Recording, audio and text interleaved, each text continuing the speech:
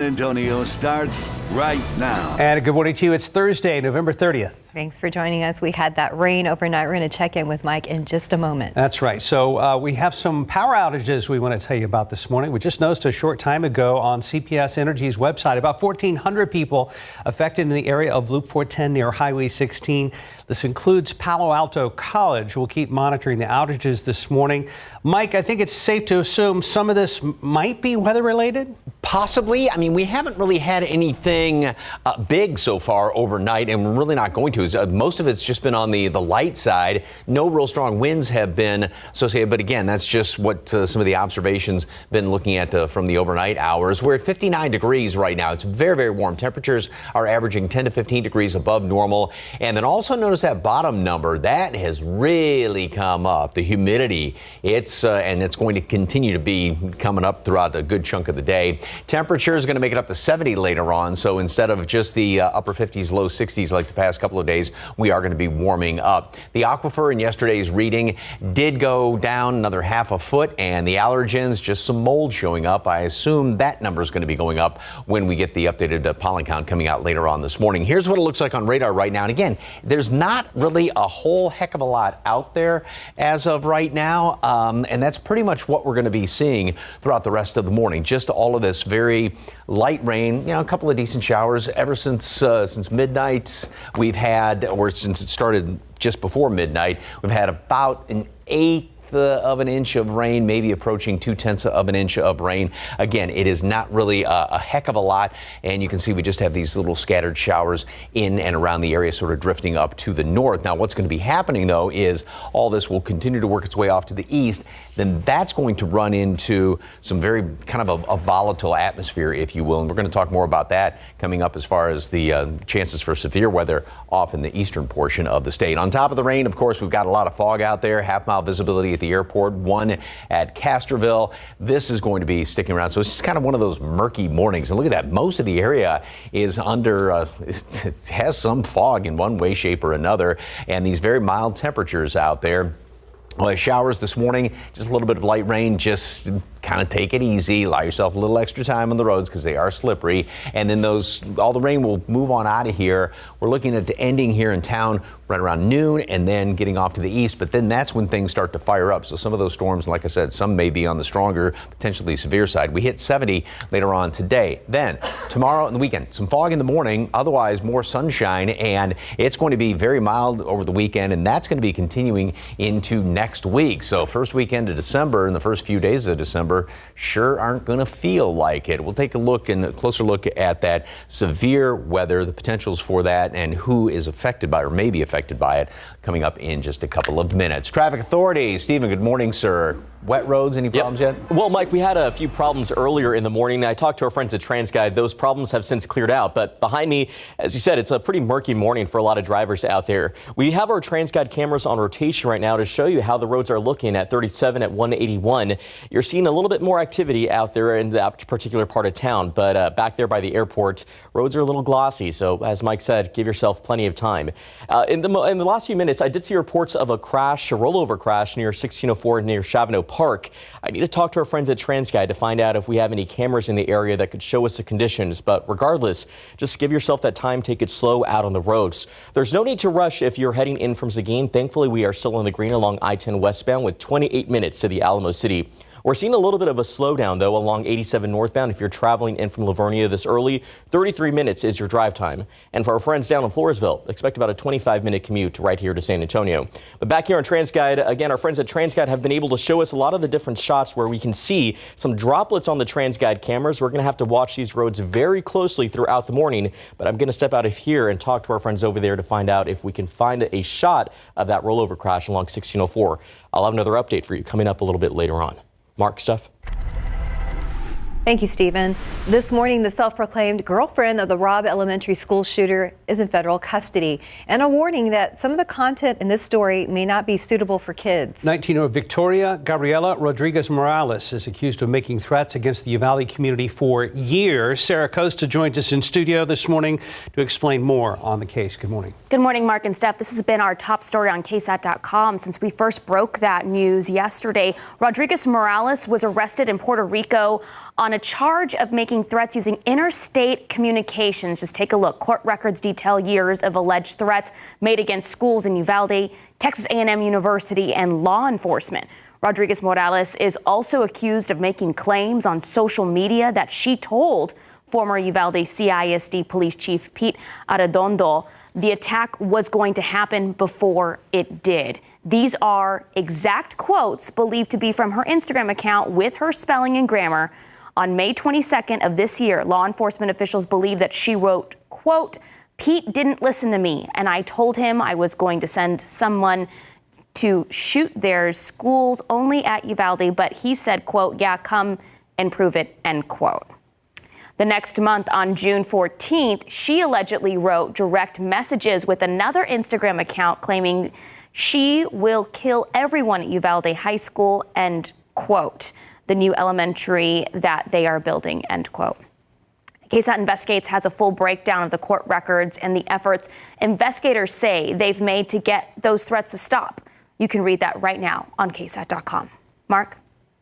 Thank you, Sarah. San Antonio police arrest a man they say is responsible for 2 deadly shootings within the past 18 months. As John Paul Barajas explains, that 19-year-old man is now in custody and is facing multiple charges, including capital murder. Handcuffed and walked to a police unit. Our cameras were there as 19-year-old Nathan Martinez was being taken to jail.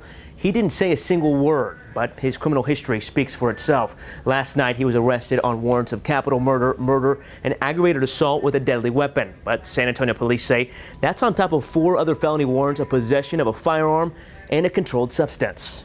We are very relieved to get this individual who's obviously has no regard for human life off the streets. A lot of bragging on social media, a lot of very specific things that he was saying on his social media accounts that were able to link him to the shooting on Moss Circle, with the rival gang, the use of the switch.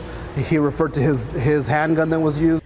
Officer Washington Moscoso explains Martinez's capital murder charges stem from a 2022 shooting at a Father's Day barbecue in the 2500 block of Patron Drive, where 2 people were killed and 5 others were hurt.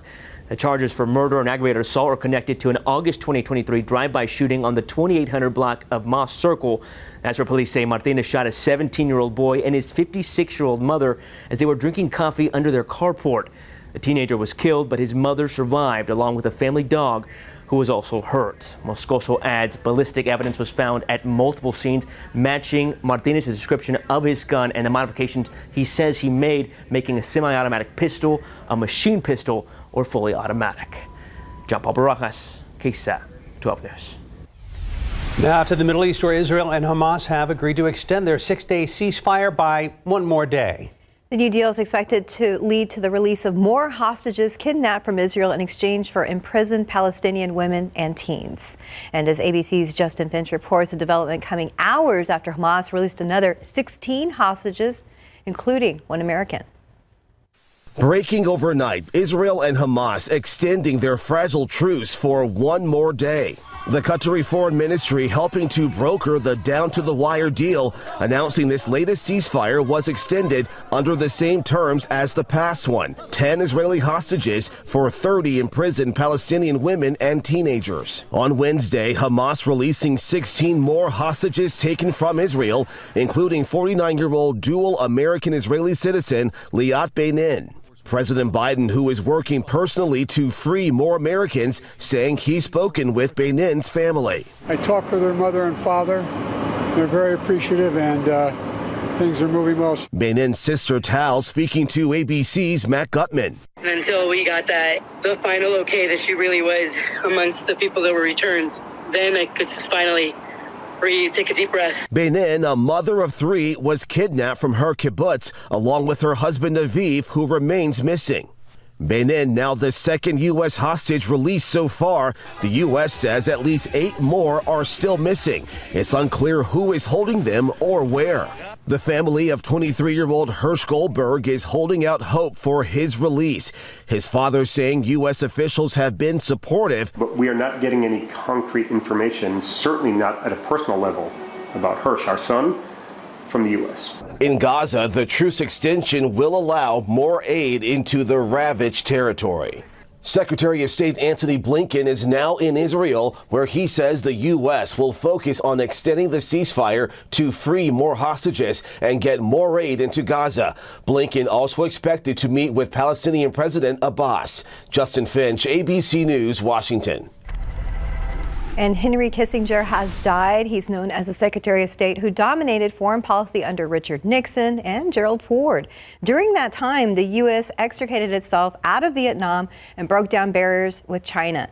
Now his name is among the 20th century's commanding figures in U.S. foreign policy. Kissinger was 100 years old. The annual Rockefeller Center Christmas tree in New York City now shining bright this morning. Last night, thousands came out to witness the 80-foot-tall Norway spruce being lit up for the holiday season. Cher, Barry Manilow, Seth MacFarlane, and the Radio City Rockettes were among those who performed ahead of the tree lighting. Streets around Rockefeller Center will be closed every day between 11 a.m. and noon through New Year's Day for public viewing. And we are inviting you to join us for a special town hall that we have later today about fertility and pregnancy loss. A fertility doctor and a therapist will answer your questions, and it's going to be hosted by our Stefania Jimenez. And this is a safe space for us to have a conversation about topics that are usually not openly discussed. However, we are changing that. Join us for Don't Suffer in Silence. It airs live tonight at 7 p.m. on our website and our YouTube page. You can also catch it all on our streaming platforms. 511, 59 degrees on a rainy Thursday morning. Yes, and if you own an electric vehicle, sorry, they're significantly less reliable than gas engine cars. That's what they're saying. Up next, we're going to tell you why a new Consumer Report survey is reporting that. And all those orders you made during Black Friday and Cyber Monday are soon arriving on your doorstep. Up next, what you can do to make sure they are safe from those pesky porch pirates. And rainy and cold. Yeah, maybe not cold, but you still need a jacket for that rain with a hoodie and an umbrella. We're going to be getting a check-in with Mike and also with Stephen on the roadways that are having some issues this morning. We'll be right back. Hi, welcome back. It's 5:15. Well, as Black Friday and Cyber Monday packages start to get to your doorstep, police departments across the country are coming up with new ways to catch those porch pirates. ABC's Andrew Dimbert has the details in today's GMA First Look.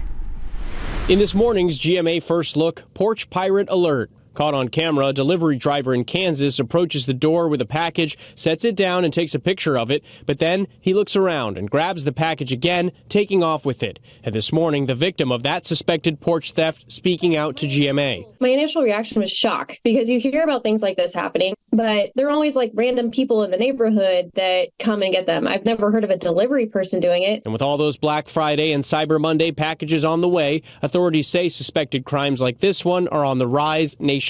During this time of year, of course, there are more gifts, more presents, more boxes, so it makes the opportunity much better than it is other times of the year. And coming up at 7 a.m., we'll show you the creative ways communities across the country are fighting back against porch pirates. With your GMA First Look, I'm Andrew Dimbert, ABC News, New York. I mean, I know it's a modern thing I worry about all the time. Yeah. I mean, this time of year, we've talked in the past about having those, packages sent to work. A lot of people have them sent to work or to maybe a neighbor's house or a friend's house that they might be home all day or be looking out for it, or they have a neighbor, kind of stand by like, hey, it's going to arrive right now. Yeah, we're all lucky to have really good neighbors. Yes. 516, 59 degrees. Up next, how Google is helping you make sure you never accidentally leave the garage door open ever again. Well, great. They're feeding the anxiety further, leaving the garage door open. Package could be stolen. And then, of course, we're dealing with this on the roads. But that's to be expected. Rain was in the forecast for today. And it is kind of a mess out there. We'll talk to Stephen coming up. Once in a lifetime is never enough. Never enough. When I wear diamonds, I feel powerful, fun, fabulous. I feel on top of the world. Diamonds are for everyone. I put them everywhere. Diamonds, diamonds, diamonds.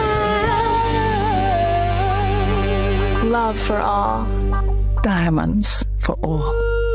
Pandora, lab-grown diamonds.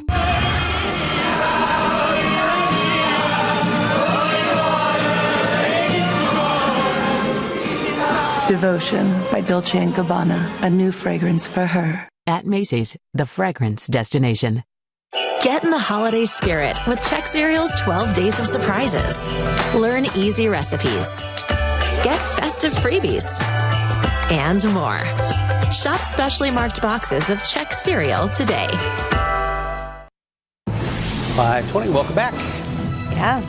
It's a kind of a mess out there. Yeah, behind us. This is our big problem of the morning, guys. 1604, already a mess with all that construction, but we have a rollover crash that's been reported out there. Let's get a wider look at TransGuide, and we can show you what is taking shape, because right now we do know that right lane is blocked at this time, and we're not even 30 minutes into the newscast, and we already have our first big crash of the morning. I did talk to our friends at TransGuide. This is heading 1604 westbound, right there at Northwest Military Highway. I mentioned this at the start of this show. We were tracking this a little bit earlier, so right now, because the shot's a little bit foggy, it's hard to see exactly how many vehicles may be involved. And also, this is an area where this may be our only camera that we have active, so we'll have to watch it closely. I let our team here know to make sure that we send a push alert out. Make sure you have your KSAT mobile app downloaded and the notifications turned on. It's just one of those mornings you want to take it slow out there. So if you're heading westbound along 1604 near Northwest Military Highway, expect a little bit of a backup. Again, we're down to just one lane. We'll work to get some more information as the morning does continue. But our wider view of the map, thankfully, nothing else to talk about really here other than the wet roads that we are seeing on some of these TransGuide cameras. But Mike, this is something that we expected yesterday. It could have been a messy commute. Drivers want to give themselves plenty of time this morning. Yeah, I mean, it's been a couple of days since we've had some rain, and so therefore, yeah, the roads may be extra slippery until all the dirt and oil get washed off. And obviously, we've got some fog out there as well. So as we've been kind of characterizing it as a murky morning, and here's what it looks like on radar right now. And this is nothing really to write home about. It is not that impressive at all. Just a few little light showers. We've got them scattered in and around the metropolitan area right now. And as you can see, everything is kind of sliding up to the basically up to the north.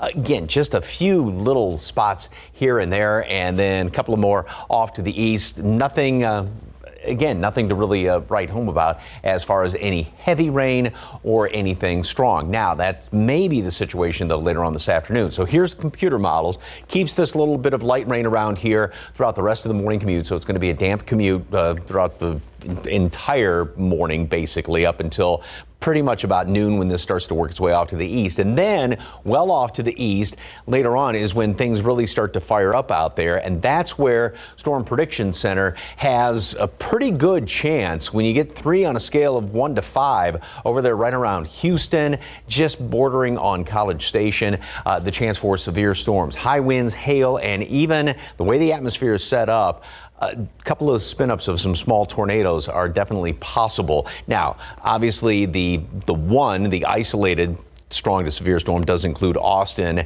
right around Gonzales there, just because it tapers off. And yes, there is that chance there. But again, the further east you go, so all of our area, and even including some of our eastern counties, pretty much in the clear. Just obviously going to be on the lookout later on this afternoon. Now, it's back to current conditions. 1.25 mile visibility in Castroville, half-mile there at the airport. This is also going to be sticking around for the next couple of hours at least. And most all of the area does have some sort of fog. Humidity has really gone up. Dew point temperatures, sort of the measure of moisture in the atmosphere. Remember the past couple of mornings, it's fairly dry out there. They've gone up 20, 25 degrees in the overnight hours, in the past 6 to 12 hours. And that's going to be the situation throughout the day. And as this moisture continues to build off here to the east, that's what's going to make the atmosphere that much more volatile off to the east. And that's why you have that chance for severe weather heading over toward Houston.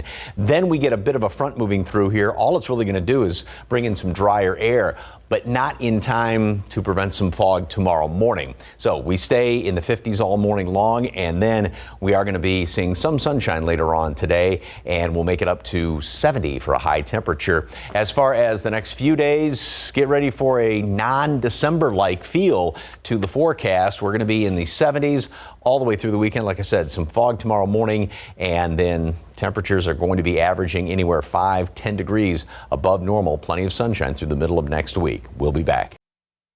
Well, this is not what the auto industry wants you to hear this morning. Consumer Reports is out with its annual car survey and finds electric vehicles are significantly less reliable than conventional or gas engine cars. ABC's Rihanna and Allie has details in today's Tech Bites. In today's Tech Bites, surprising news about EVs. A new study finds electric cars are far less reliable than gas engine cars. Owners say they have repeated problems with motors, charging, and infotainment systems. The bottom line, owners report hybrids are the most reliable. Google is beefing up its outdoor Nest cameras. It's a garage door detection feature that will alert you when the door is closed, opened, or left open. All that's needed is Nest Aware subscription, which starts at $8 a month, along with cameras and batteries. And Netflix is expanding its roster of video games with the addition of Grand Theft Auto, the Trilogy, the definitive edition. Players can pre-register now on iOS and Google Play. It is available in the Netflix mobile app and through the App Store and Google Play. Those are your Tech Bites. I'm Rhiannon Alley. Have a great day. 528, 60 degrees. A brave little girl's long journey is finally over. Just ahead, we're going to show you the moment she finally got to go home after spending months at Methodist Children's Hospital. And if you ever thought eating a foot-long cookie would make your life complete, you're in luck. Up next, where you can get this limited edition foot-long cookie from Subway. And ahead on GMSA at 6, people can ride on Via buses tomorrow for free in honor of Rosa Parks. We're going to look at how the community is celebrating her legacy. Good morning. It is Thursday, November 30th. That's right. It's the last day of November. We're going to go with a shave off or trim down later, to wrap up No Shave November. We'll talk about that a little later on. But first, oh my goodness, a lot of problems on the roadway. Already off to a busy start, guys. We have been watching this rollover crash at 1604 at Northwest Military Highway. A wide review of TransGuide does show that we have multiple first responders out there on the scene. We do know traffic's down to just one lane there, and you can see from that shot at TransGuide, things aren't looking too great. As we do see from that particular shot, a lot of traffic is already making its way through the area, but no word yet on any injuries. This is also in the area where we are seeing the westbound lanes down to just one lane, and you can see that buildup right there on the map. A lot of yellow is already forming out there, so it does indicate we have a few things happening at this time. I'm going to keep a close eye on this spot, but Mike, this is something that we expected pretty early in the morning, just not something we want to see. Yeah, of course. I mean, because of the wet roads out there and, with the construction like you were talking about out there, it's just adds insult to injury, basically. Out there by the airport, as you can see, it is, as we've been calling it, basically sums up as a murky morning. A lot of light rain, a lot of fog around the area. It's very warm, very humid, 60 right now. Dew point, if you recall, yesterday, this was right around the upper 30s, so we had some drier air in place. But as expected, the humidity has really come back in here, helping out with the rain, helping out, obviously, with the fog, and that's what's going to be feeding potentially stronger storms, but off to the east later on today. Out there right now, I mean, again, this is just kind of the murky sort of stuff because there's not really a heck of a lot of rain, or at least a lot being detected right now in and around the metropolitan area. Yes, it has been raining pretty much everywhere at some point overnight, so just assume all the roads are definitely on the wet side, but again, not really a lot out there. And then you go further off to the east, and we do have a few more of these showers, but nothing is even showing up as any storms. A few right around Luling right there, as well as Gonzales. Now, later on today, well off to the east, that's when things are going to start to get a little bit dicey. We'll talk more on that in a second. 1 mile visibility out there at the airport, 1.25 miles Castroville. Nothing pea soup as of yet, but pretty much everybody not only has had a little bit of light rain, but also some of this fog. So even if it's not raining, like I said, you got the damp roads, maybe some mist associated with some of that fog. Mild temperatures averaging anywhere 10, 15 degrees above normal right now. Molds on the low side. That was from yesterday's reading. I have a strong suspicion it's going to be much higher than that when the updated count comes out. Rain's going to continue throughout the rest of the morning, as will the fog. And then noon, a couple of leftover showers, but it's going to continue to work its way off to the east. We'll see a little bit of sunshine later on today, and we are going to make it up to 70. So it will be a handful of degrees above normal, and get used to seeing that because it is definitely going to be on the mild side all the way through the forecast. Details coming up in just a couple of minutes. Steph, Mark. Mike, thank you. We have reported again and again about dismissed cases stemming from the Bexar County District Attorney's Office. It's something we have been following for months. All right, Sarah Costa joins us live to break down these reports and why the DA's office says that Joe Gonzalez couldn't do an interview. Yeah, good morning, Mark and Steph. Just this week, 2 men charged with the 2017 murder had their case dismissed due to further investigation needed. And based off Bexar County Judicial Management reports the DA's office has nearly doubled the amount of dismissed cases since the previous administration. So let's take a look. A new Bexar County quarterly report is showing an increase in the amount of misdemeanor and felony criminal cases dismissed by the DA's office. The report noted that 6,017 cases were dismissed in that 3-month time frame. A KSAT analysis of the county's prior reports indicates the dismissal numbers for Gonzalez's office have been consistently higher than that of the previous Nico LaHood administration. On average, Gonzalez's dismisses 45.7% more cases than LaHood did. It's important to note that cases that have been dismissed can always be reindicted at a later time. KSAT 12 reached out by email to the district attorney's head of communication, Pete Gallego, on November 14th for a request for an interview with Gonzalez. Gallego responded that we could interview First Assistant District Attorney Christian Hendrickson, saying he was the most knowledgeable person on this issue. KSAT 12 instead pressed to hear directly from Gonzalez because he is the head of the DA's office, who was elected by residents of Bexar County. Now, the DA's office requested to speak off camera with KSAT about our stance this week. The last time Gonzalez did a sit-down interview with KSAT on camera was on September 22nd for a KSAT Explains episode about how the criminal justice system works. Mark, Steph.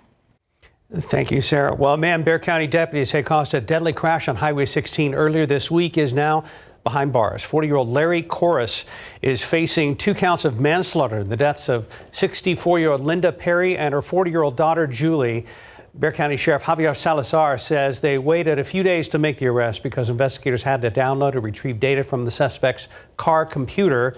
Salazar says the data showed Corus was going 116 miles per hour at the time of the crash. The sheriff calling this incident especially tragic because Corus's wife died in a similar crash on this same stretch of road back in March. One could make the argument that Mr. Corus absolutely should have known better, having lost a loved one. The car Corus was driving also had cameras. Deputies are working to download that video to learn more about the crash. Now to Houston and the arrest in a tragic missing persons case. Police say the suspect apparently worked hard to avoid suspicion from the victim's family. ABC's Andrea Fuji explains why an ex-boyfriend is now being charged with her murder. This morning, a stunning twist in the case of a 21-year-old Houston woman reported missing on Tuesday. Her family says after her disappearance, they began tracking Idania Campos' phone, which led them to her car about half an hour away. They say they broke into the trunk and found her body. She'd been shot. She didn't deserve to be shot and thrown in the trunk of her own car and parked on the side street just to wait for somebody to find her.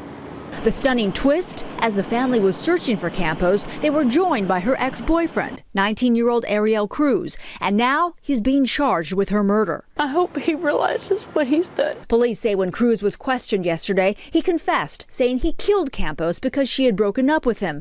Campos's family says the shock is only made worse by the fact that Cruz recently spent Thanksgiving with them. We want justice for Idania. We want him to feel what she felt. We want his family to feel what we feel for what their son did. Cruz is due in court this morning. Police believe he killed Campos at a shopping center before driving the car to that location half an hour from her home. Andrea Fuji, ABC News, New York.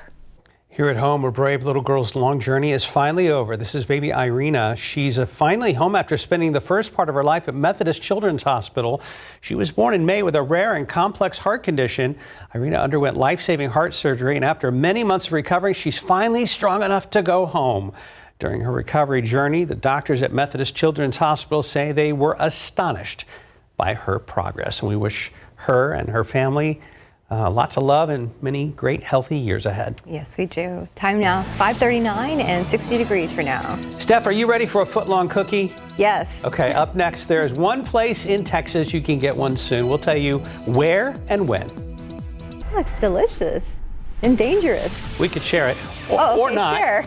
or not. No, let's share it. That's safer that way. Okay. And like we said, 60 degrees, not too bad as temperature-wise, but yeah, it's been a rainy overnight, so we're going to get a check-in with Mike and Steven in just a minute. Well, Welcome back. It's 5:42 and your morning consumer headlines. Stellantis is recalling more than 32,000 hybrid Jeep Wrangler SUVs due to a potential fire risk. The automaker says a company review of customer data found that 8 Jeep Wrangler SUVs caught fire while parked and turned off. The recall involves certain model year 2021 to 2024 Jeep Wrangler 4xe SUVs. Now, Stellantis says that customers can still drive their vehicles but should refrain from charging them. Also to park them away from structures and other vehicles. Subway will celebrate upcoming National Cookie Day in a big way with its new footlong cookie. On Monday, December 4th, some fans can get a free footlong chocolate chip cookie with the purchase of a footlong sub. The cookie giveaway will be available at select Subways in Chicago, Dallas, Miami, and New York City. But you better get there early. Subway did a limited run of footlong cookies last year in Miami on Cookie Day, and they were snapped up in less than 2 hours. Not San Antonio. We're 5 hours away from our footlong cookie. I don't know if I want to drive that for a cookie. Probably not. 544, 60 degrees. Stay with us. The Animal Defense League is next with this precious pet that needs a new home.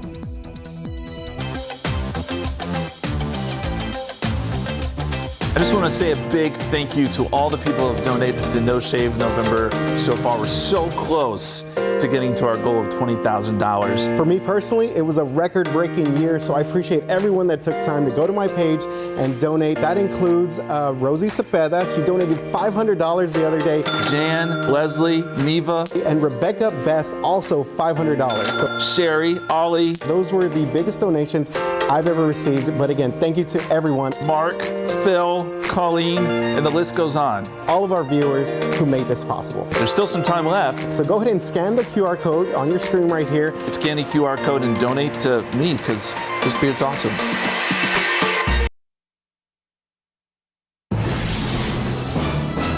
And if you listen closely, oh, you were just doing it, Kitty, right before we started taping here. Felicia's here from the Animal Defense League. And who is this little baby? This is Ferret. And Ferret. Yes, she's so cute. This orange coat, orange eyes, and she is available for adoption. So anyone who's looking for a little kitty to bring into their home, she would be a great option. And I think you can probably see it on camera there, the little bit of a stripe on her legs and even on her body right here. Yeah, just looking like a little tiger. What you got going on? Well, thanks to the Bissell Pet Foundation, December 1st through the 17th, we will be participating in Empty the Shelters Holiday Hope event. And so all of our adult dogs and cats will have a reduced adoption fee of $35. And of course, they'll all be spayed or neutered, have their vaccines, microchip, all that good stuff.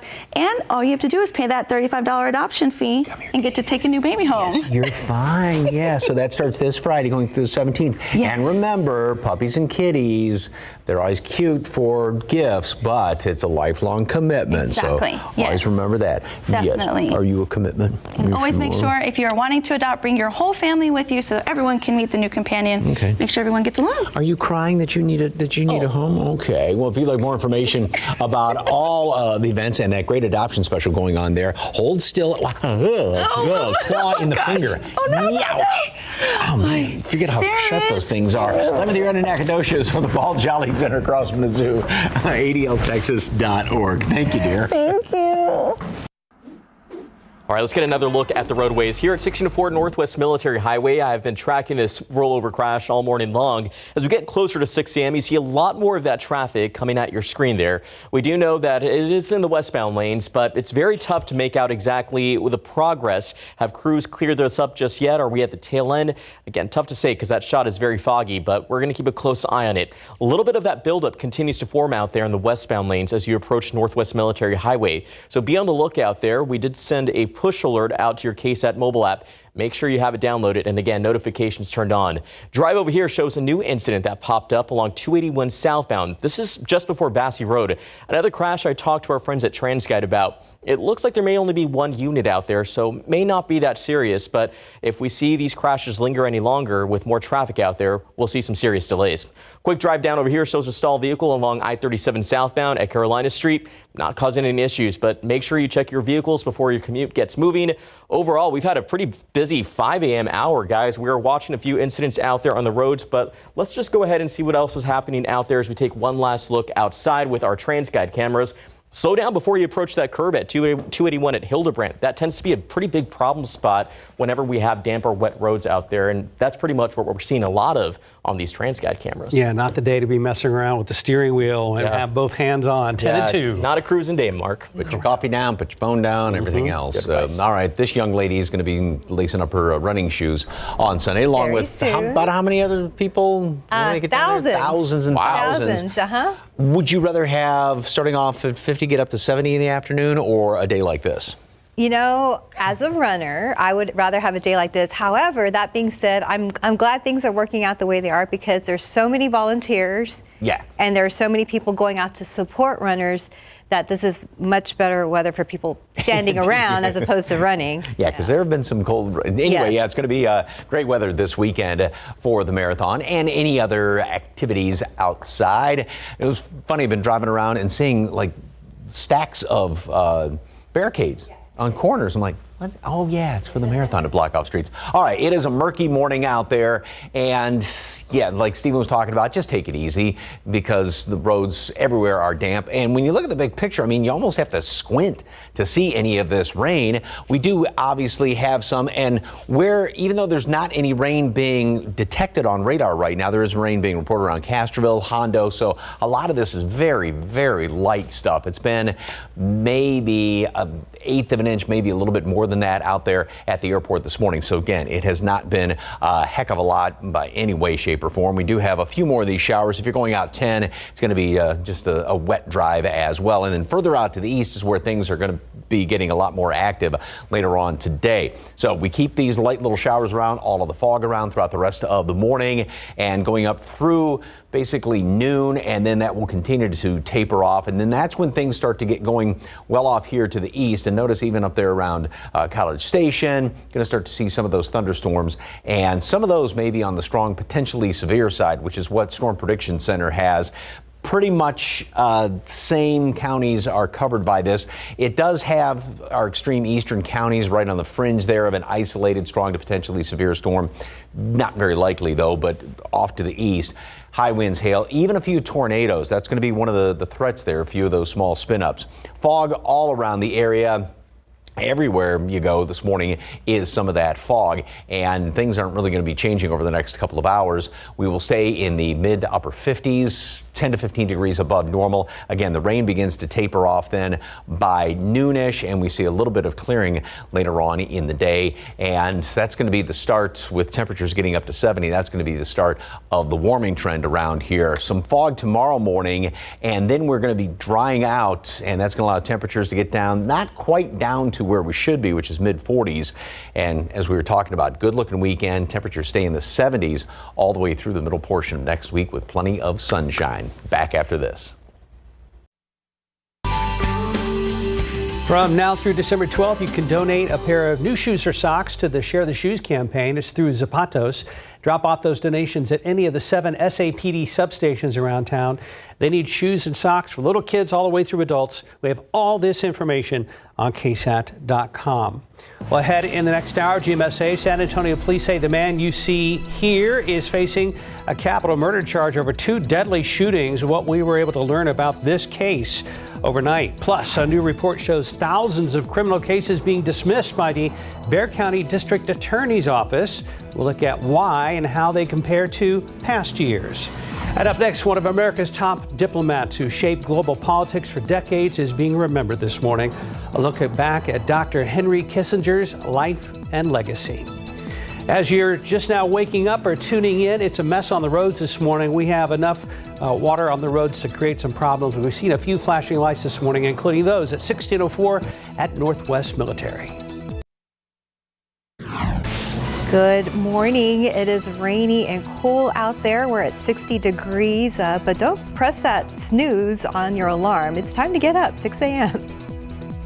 Live from KSAT 12. Good Morning San Antonio starts right now. Yes, good morning. It is time to rise and shine. 6 o'clock on your Thursday, November 30th. Thanks for joining us. And we know it's that type of day where you just want to pull the covers back up, but It's time for Thursday. And as with most mornings, one of the first things people want to know about is what's going on with the weather and what's happening on the roads. It is murky out there. The roads are wet. Steven's going to talk more about that because we do have some problems out there already, and there's a lot of fog along with some of this very light rain that we've had. And that's pretty much the way it's been overnight, is just very, very light rain. We've picked up anywhere from 1/8 to maybe 2/10 of an inch of rain out there at the airport. But you can see visibility. You can't even see the tower out there looking out toward the runway.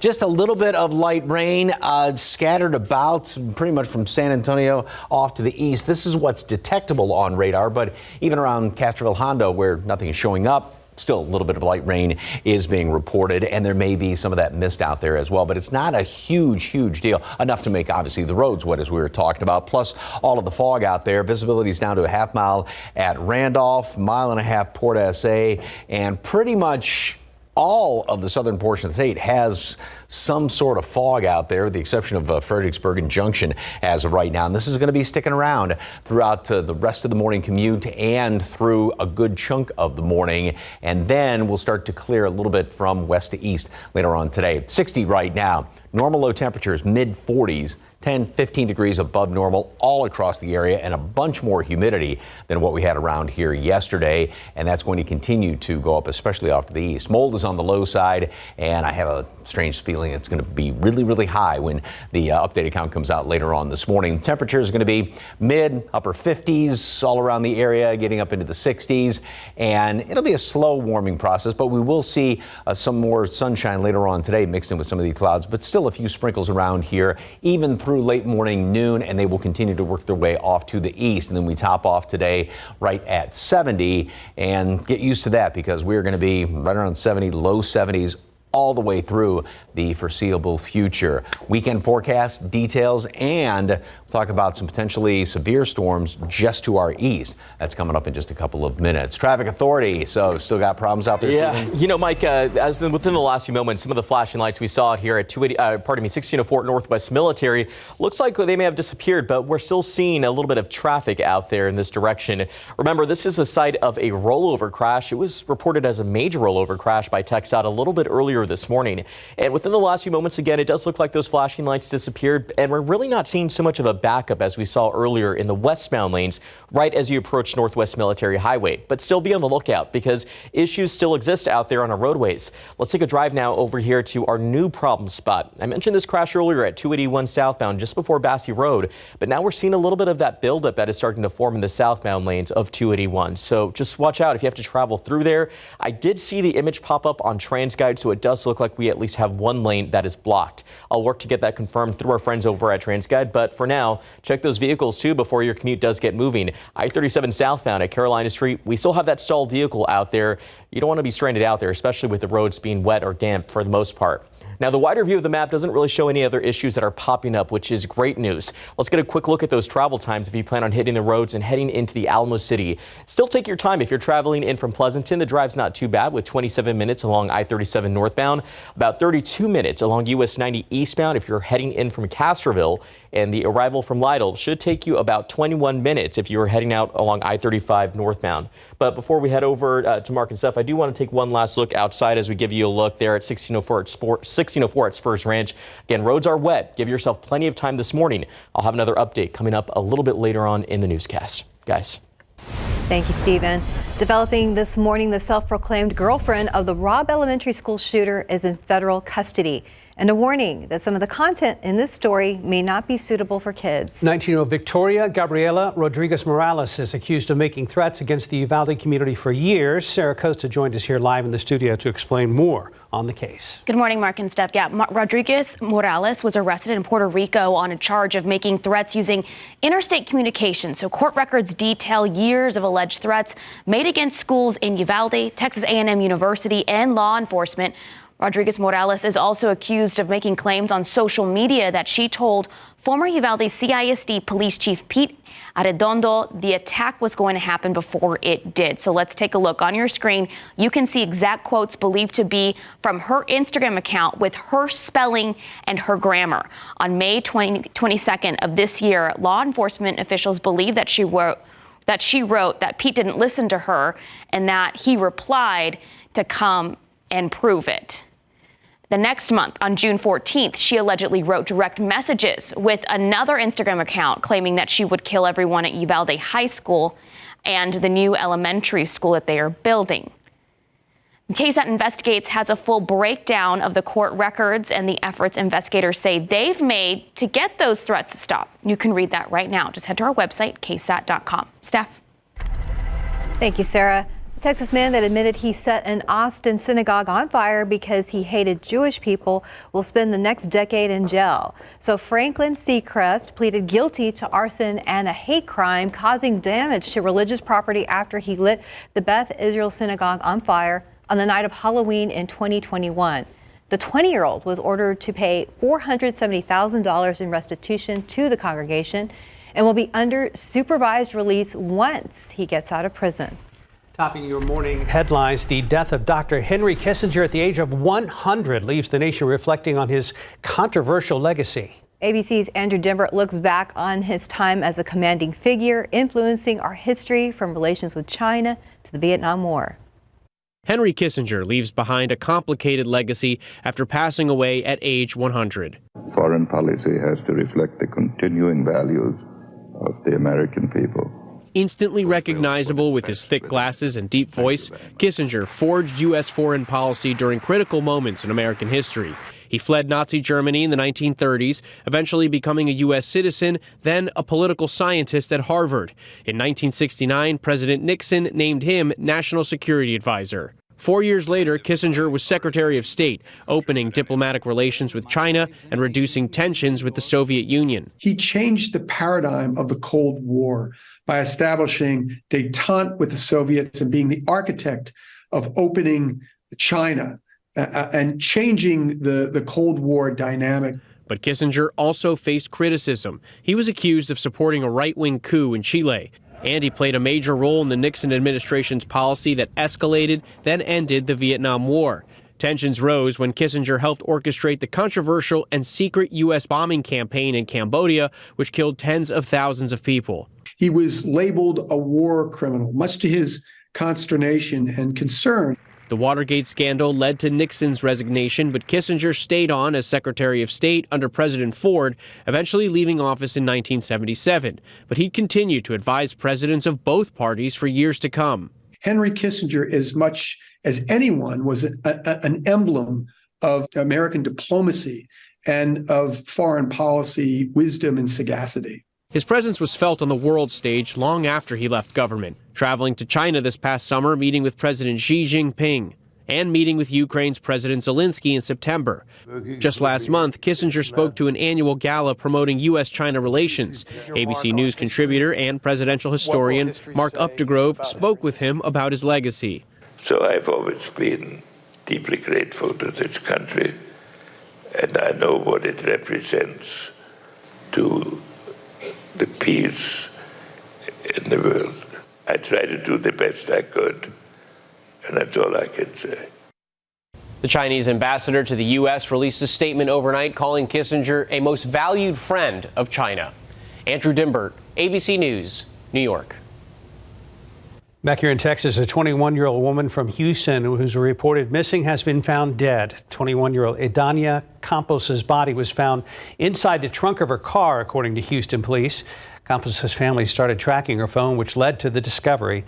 Police say the person responsible is her ex-boyfriend, who confessed to police about the murder, saying he killed her because she had broken up with him.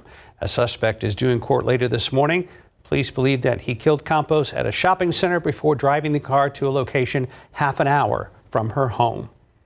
Looking ahead, tomorrow marks the 68th anniversary of the historic arrest of Rosa Parks on a bus in Montgomery, Alabama. And now federal lawmakers are pushing for a holiday in her honor. December 1st is Rosa Parks Day and could become a federal holiday. In 1955, Parks' decision to not give up her seat to a white man sparked the 13-month Montgomery bus boycott. It was organized by the late Reverend Dr. Martin Luther King Jr. Now coming up on 6:30 at GMSA, we're going to tell you how the community here in San Antonio is celebrating her legacy. 10 minutes past the hour, 60 degrees. And still to come, the Cowboys are looking to keep their win streak going tonight against the Seahawks on Thursday Night Football. We're going to have a preview coming up. And after the break, Spurs are planning a Tony Parker Hall of Fame game before the end of this year. When you'll need to mark your calendars next. And let's look out there with live cam. Not the day to forget your jacket with a hood or umbrella. We have rain overnight, and it's still raining right now. The roads are a little bit of a mess, so you might want to get a little bit of a head start. We'll be right back.